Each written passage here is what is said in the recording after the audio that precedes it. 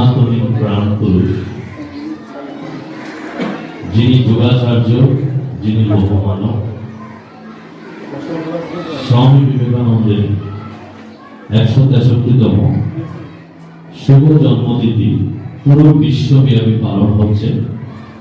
তারই ধারাবাহিকতায় বিবেকানন্দ শিক্ষক সংস্কৃতি পরিষদ রাঙ্গুনিয়া শাখা এই দিনটি উদযাপন করতে যাচ্ছে। আমরা আসলে অতি সৌভাগ্যবান বলবো যে এরকম একটা মানুষের জন্য আমরা আজকে কিছু সময়, এটা ব্যয় নয়, আমরা কিছু সময় বিনিয়োগ করছি। আমাদের ঠাকুরের কৃপা হয়েছে, আজকে সেই বাগান থেকে খুব সুন্দর সুন্দর ফুল দিয়ে আমরা ঠাকুরকে একটা যেরকম মালা পরালাম, আমাদের আজকের ওই মঞ্চে সেই বাগান থেকে সেই সুন্দর করে ফুল যেন ঠাকুরের মালা হয়ে আমাদের মঞ্চ উপস্থিত হয়েছে। এই অনুষ্ঠানে সভাপতিত্ব করছেন বিবেকানন্দ শিক্ষক সংস্কৃতি পরিষদ রাঙ্গুনিয়া শাখার সম্মানিত সুযোগ্য সভাপতি শ্রী বাবলু সিং মহোদয়। এই অনুষ্ঠানে প্রধান অতিথির আসন অলঙ্কৃত করে আমাদের কৃতজ্ঞতা বাজনে আবদ্ধ করেছেন শ্রী চন্দন সরকার, ব্যবস্থাপক আশার আলো রাঙ্গুনিয়া শাখা। আজকের এই অনুষ্ঠানে প্রধান আলোচকের আসন অলঙ্কৃত করেছেন অধ্যাপক শ্রী অসীম কুমার শীল, রাঙ্গুনিয়া মহিলা কলেজ।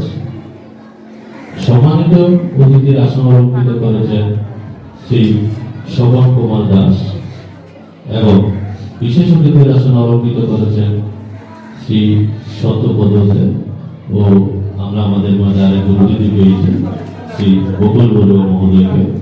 আমি সকল শ্রীচরণে আমার ভক্তি বিনম্র প্রণাম নিবেদন করছি। সম্মানিত সুধী,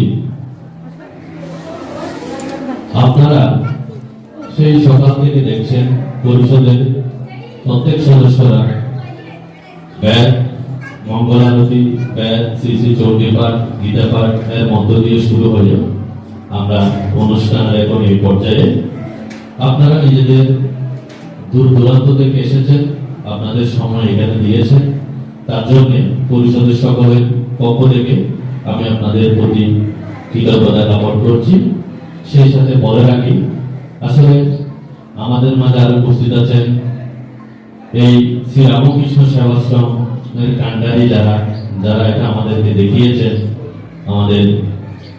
আমার যেটা ডাক্তার শ্রী নির্মল কান্তি দাস মহোদয়, এবং আরো উপস্থিত আছেন শ্রী রামকৃষ্ণ সেবাশ্রমের সহসভাপতি শ্রী সুজিত কুমার দেব এবং পরিষদের আসলে অভিভাবক শ্রী মনোজ দত্ত, কনজ দত্ত এবং আমার সারদা সংঘের সভাপতি, সম্পাদক এবং সারদা সংঘের অপরাপর সকল সদস্য মন্ডলী। আসলে সবাই মিলে আমরা একটা পরিবার এবং আগামীতে আমাদের এই সমবেত কর্ম প্রচেষ্টার মধ্য দিয়ে এই সুন্দর আশ্রম বাস্তবায়ন হোক, বাস্তবে রূপ দান করুক। আমরা আসলে এই যে সুরজ যেই কথামৃত পাঠ করছেন, আসলে তখন অনেক সময় দিতে পারলে আরো ভালো হতো। এই যে স্বামীজিকে ঠাকুর কতটুকু ভালোবাসতেন, আমাদের এখানে অনেক বিজ্ঞজনরা আছে। এই যে আমি শুধু একটা কথা বলে আমার এই কথাটা শেষ করছি।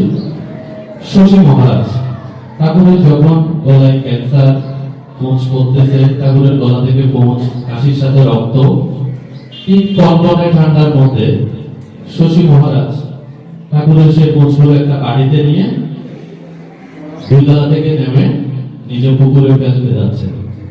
তখন খুব কনকনে শীত, ঠাকুর এ পাশ থেকে এ পাশেও ফিরতে পারছেন না। তখন ঠাকুর কি করলো, শশী মহারাজ বাহিরে যেতে যেতে ঠাকুর সেই বিছানা থেকে নেমে আলনা থেকে শশী মহারাজের জন্য একটি চাদর নিচ্ছেন। ওই মুহূর্তে শশী মহারাজ এসে উপস্থিত হলেন। তখন তিনি ঠাকুরকে বলেন যে ঠাকুর এই পাশ থেকে এই পাশও ফিরতে পারছেন না। আর সেই মানুষ বিছানা থেকে নেমে আলনা থেকে শশী মহারাজের জন্য একটা চাদর নিচ্ছে। তো শশী মহারাজ তখন কান্না করে করে বলতেছে, ঠাকুর এই যে আমাদের ভক্তের জন্য এই যে ঠাকুরের যে কি ভালোবাসা, এটা তো মা বাবার ভালোবাসাও তো এরকম নয়। তো যেটা বললাম, স্বামীজি ঠাকুর, যখন আমরা স্বামীজিকে পূজা করি, ঠাকুর খুশিতে আল্লাহ আটকানা হয়। তো আমরা ধারাবাহিকতা বজায় রাখার চেষ্টা করছি।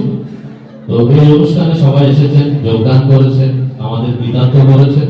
আমি আমার অতিথিবৃন্দদের থেকে আসলে অনেক গুরুত্বপূর্ণ সময় নিয়েছি, আপনারা সময় নিয়েছেন, তার জন্য কৃতজ্ঞতা জ্ঞাপন করছি। তো সবার কাছ থেকে এই অনুষ্ঠানের সফলতা কামনা করছি। ধন্যবাদ সকলকে, শুভ প্রণাম।